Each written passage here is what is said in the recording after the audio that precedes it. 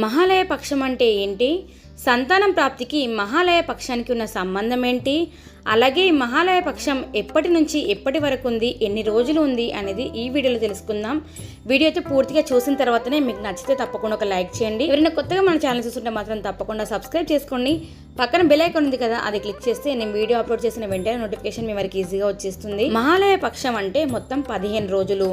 18వ తారీఖు 9వ నెల 2020 నుంచి 2వ తారీఖు 10వ నెల 2024 వరకు, అంటే వచ్చే నెల 2వ తారీఖు వరకు ఉన్నది. భాద్రపద మాసంలోని కృష్ణపక్షం భాద్రపద బహుళ పాడ్యమి నుండి అమావాస్య వరకు పితృదేవతలకు అత్యంత ఇష్టమైన కాలంగా ప్రతీతి. దీనినే మహాలయ పక్షం అని అంటారు. ఈ పక్షం రోజులో నియమపూర్వక పితృదేవతలను తర్పణాల ద్వారా తృప్తిపరచాలి. పితరులను తృప్తిపరిచే ఈ కర్మల ద్వారా పితృరుణం తీర్చుకునే అవకాశం ఉంటుంది. స్వర్గస్థులైన మాతపితల కోసం ప్రతి వారు ఈ పక్షాలలో విధింపబడ్డ కర్మలను ఆచరించాలి.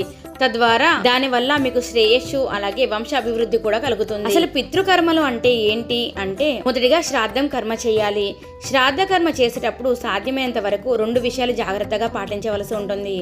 1, అన్నదమ్ములిద్దరూ కలుసుకోవాలి. శ్రాద్ధం రోజున తల్లిదండ్రుల కోసం కలవడం అనేది ప్రధాన కర్తవ్యం.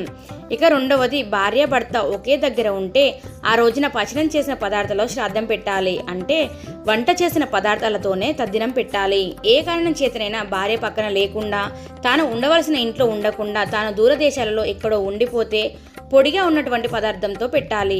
సరే, అలా కూడా పెట్టకపోతే కనీసంలో పొడి పదార్థాలను ఇస్తారు. అంటే బియ్యం, కూరగాయలు, చింతపండు ఇలాంటివి ఇస్తారు. స్వయం పాకం అని పిలుస్తూ ఉంటారు. దానిని అమాశ్రాద్ధము అని కూడా పిలుస్తారు. మనం శ్రాద్ధం పెట్టేటప్పుడు సంకల్పం ఏం చెప్పాలి అనేది కూడా కొంతమందికి అనుమానంగా ఉంటుంది. వాళ్ళ తండ్రి అంటే తాత కానీ ముత్తాత కానీ తండ్రి పేరు, 3 పేర్లు అక్కడ చెప్పి వాళ్ళు మళ్ళీ పునరావృత్తి పొందకుండా ఉండడం కోసమని నేను ఈ శ్రాద్ధ కర్మను చేస్తున్నాను అని తృప్తిని కల్పించి గయా శ్రాద్ధం అనుగాక అని చిట్ట చివరిగా సంకల్పం చేస్తారు.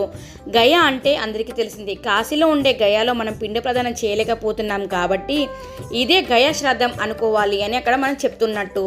శ్రాద్ధ కర్మ చేయడం వల్ల ఎలాంటి ఫలితం కలుగుతుంది అనేది కూడా చాలా మందికి అనుమానం ఉంటుంది.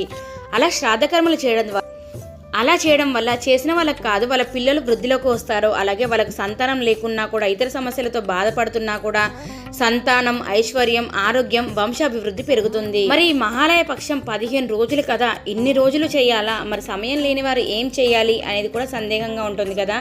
మీకోసం ఇంకో మార్గం కూడా ఉంది.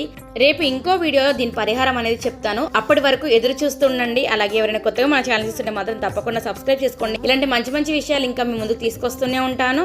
అలాగే సబ్స్క్రైబ్ చేసుకొని మర్చిపోకుండా పక్కన బెల్ ఐకాన్ ఉంది కదా, అది క్లిక్ చేస్తే నేను వీడియో అప్లోడ్ చేసిన వెంటనే నోటిఫికేషన్ వరకు ఈజీగా వచ్చేస్తుంది. అన్నట్టు మర్చిపోకుండా లైక్ కూడా కొట్టండి.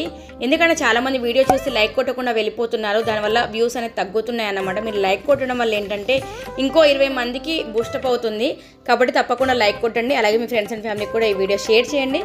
Thank you for watching.